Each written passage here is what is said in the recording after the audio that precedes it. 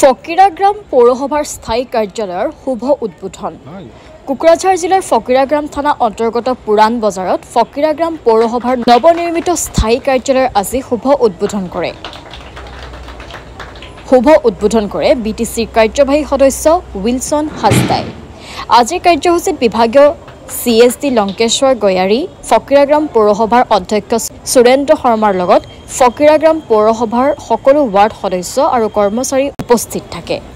কাৰ্যবাহী সদস্য উইলছন হাজদাই ফকিৰাগ্ৰাম পৌৰসভাৰ স্থায়ী কাৰ্যালয়ৰ শুভ উদ্বোধন কৰি উল্লেখ কৰে যে ফকিৰাগ্ৰাম অঞ্চলৰ বাবে ইয়াত যথেষ্ট সুখৰ বিষয় যে অতি কম সময়ৰ ভিতৰত ফকিৰাগ্ৰাম পৌৰসভাৰ এটা স্থায়ী কাৰ্যালয় পাইছে।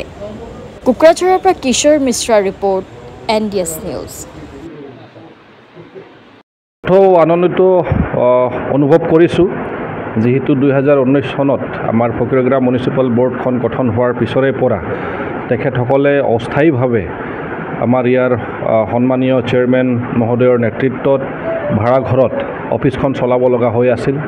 টাউনখনৰ তেখেতসকলে ক'বলৈ গ'লে এইখন মিউনিচিপাল বৰ্ডখন এটা সুপ্ৰিম বডি হয় ক'বলৈ গ'লে এখন টাউনৰ, যিয়ে সকলো দায়িত্ব লৈ টাউনৰ সৰ্বাংগীন উন্নতিৰ কথা চিন্তা কৰে। আৰু এই কমিটিখনৰ বা বৰ্ডখনৰ নিজস্ব যদি তেনেকুৱা ধৰণৰ অফিচ বা প্ৰাংগণ তেনেকুৱা যদি নাথাকে তেনেহ'লে অকণমান ফৰেনাৰ এটা ফিল হয়। আৰু সেইকাৰণে তেখেতসকলে প্ৰয়াস চলাইছে আৰু বৰ্তমান আমি আমাৰ ডিপাৰ্টমেণ্টত এটা দক্ষতা থকা ভাল এজন CSD মহোদয় পাইছোঁ। তেখেতসকলৰ নেতৃত্বত তেখেতসকলৰ জৰিয়তে আমি এটা চেংচন এটা ফাণ্ড দিবলৈ সক্ষম হ'লোঁ আমাৰ চৰকাৰখন অহাৰ পিছত।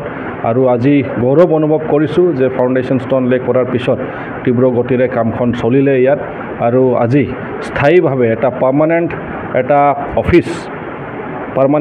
অফিচ মিউনিচিপাল বৰ্ডৰ ফকিৰাগ্ৰাম মিউনিচিপাল বৰ্ডৰ অফিচ হিচাপে আমি পাবলৈ সক্ষম হ'লোঁ। আৰু এইখন অফিচখন আমি ফকিৰাগ্ৰামবাসী ৰাইজৰ কাৰণে আমি উৎসৰ্গা কৰিলোঁ। তেখেতসকলক যিটো সেৱা আগবঢ়োৱা হ'ব, তেখেতসকলক যিটো ছাৰ্ভিচ প্ৰভাইড কৰা হ'ব, যাতে সুস্থিৰভাৱে আৰু এটা ক'বলৈ গ'লে এটা ভাল মগজেৰে এটা আনন্দময় এটা পৰিৱেশৰ জৰিয়তে যাতে বেষ্ট ছাৰ্ভিচ যাতে প্ৰভাইড কৰিব পাৰে। আৰু সকলো আমাৰ চেয়াৰমেন মহোদয়ৰ পৰা আৰম্ভ কৰি ভাইচ চেয়াৰমেন আৰু ইঅ'সকল আৰু লগতে যিমান ইয়াত ষ্টাফসকল আছে তেখেতসকলৰ যাতে এটা অনাৰশ্বিপ যে আমাৰ নিজস্ব এটা প্ৰপাৰ্টি হয়, নিজস্ব এটা অফিচ হয়, সেই ফিলিংছটো যাতে আহে। আৰু সেই ফিলিংছটো পোৱাৰ পিছত তেখেতসকলে এটা শান্তিৰ এটা ক'বলৈ গ'লে বা এটা কনফিডেণ্টলি তেখেতসকলে যিখিনি ছাৰ্ভিচ প্ৰভাইড কৰিব লাগে ফকিৰাগ্ৰামবাসী ৰাইজক তেখেতসকলে যাতে আনন্দ মনেৰে প্ৰভাইড কৰিব পাৰে, সেইখিনি আমি আশা কৰিলোঁ। আৰু আমি ভাবোঁ যে ফকিৰাগ্ৰাম মিউনিচিপাল বৰ্ডখন অহা দিনত আকৌ ইয়াত কেম্পাছৰ দৰকাৰ আছে, ভাল কেম্পাছখন বনাই উঠাৰ এটা দৰকাৰ আছে। বাউণ্ডেৰী ৱাল নাই ইয়াত। আৰু ক'বলৈ গ'লে যিখিনি স্পেচ বৰ্তমান আছে সেইটো যথেষ্ট নহয়, কিন্তু ইনিচিয়েল ষ্টেজ আমি অথনিয়ে ক'লোঁ যে নেশ্যন ষ্টেজ আৰম্ভণি কমচে কম আৰম্ভণিটো হৈ গ'ল। অহা দিনত এইখন আমি ফিউচাৰত আকৌ হয়তো এটা পাৰ্মানেণ্ট বিল্ডিং এটা ছেটআপৰ কথা আমি চিন্তা কৰি আছোঁ। ইয়াত বাউণ্ডেৰী ৱালো লাগিব, সেইখিনিৰ কথা চিন্তা কৰি আছোঁ। ইয়াত বহুতখিনি সা সামগ্ৰীবিলাক আহে, সেইবিলাক যাতে ৰখাৰ কাৰণে ভাল জেগা যাতে থাকে সেইবিলাক আমি চিন্তা কৰি আছোঁ। অহা দিনত নিশ্চয় আমি কৰি যাম। ইতিমধ্যে আপুনি প্ৰগ্ৰামৰ কাৰণে এটা উপহাৰ দিলে আস্থায়ী ইউনিভাৰ্চিটি কাৰ্যালয়, আৰু বেলেগ কিবা উপহাৰ দিব? নাই, নিশ্চয় আমাৰ ফকিৰাগ্ৰাম মিউনিচিপাল বৰ্ডৰ মানে আগত কি হৈছিল যে ইয়াত ক'বলৈ গ'লে পপুলেশ্যন পেটাৰ্ণটো আগৰ চেঞ্চাছৰ মতে যিহেতু সকলো টাউনতে সেইটো আছে, তো ফাণ্ডবিলাক অলপ কমকৈ আহি আছিল। আৰু কমকৈ অহাৰ কাৰণে বহুতখিনি মানে যিমান কাম ইয়াত স্পীডত আগবঢ়াব লাগিছিল ইমান স্পীডত আমি আগবঢ়াব পৰা নাই। অহা দিনত আমি ভাবোঁ যে অতি শীঘ্ৰে মানে ইয়াত এটা ছাৰ্ভেখন যদি হৈ যায়, চেঞ্চাছখন যদি হৈ যায়, পপুলেশ্যন পেটাৰ্ণটো ইয়াত যিহেতু পপুলেশ্যনটো বাঢ়ি গৈছে, নিশ্চিতৰূপে ফাণ্ডো বেছি আহিব, সেইখিনি আমি নিশ্চয় কৰি যাম। বাকী ইয়াত আমাৰ ফকিৰাগ্ৰামৰ কাৰণে আমাৰ অডিটৰিয়াম হল বা টাউন হল তেনেকুৱা ধৰণৰ দৰকাৰ আছে, যিটোৰ প্ৰয়াস এটা চলি আছে যে সোনকালে যাতে ইয়াত হৈ যায়। বাকী আমাৰ ইনফ্ৰাষ্ট্ৰাকচাৰ ৰিলেটেড যিমান ৰোডছ ড্ৰেইনছৰ কথা আছে সেইখিনি আমি ষ্টেট গভৰ্ণমেণ্টক এটা জমা দিছোঁ, যিখিনি আমি নিজৰ ফালৰ পৰা ফাণ্ডৰ নাটনিৰ কাৰণে কৰিব পৰা নাই। সেইখিনি এটা আশা পাইছোঁ আমাৰ সন্মানীয় মন্ত্ৰী চাহাবৰ পৰা যে তেখেতে সহায় কৰিব বুলি।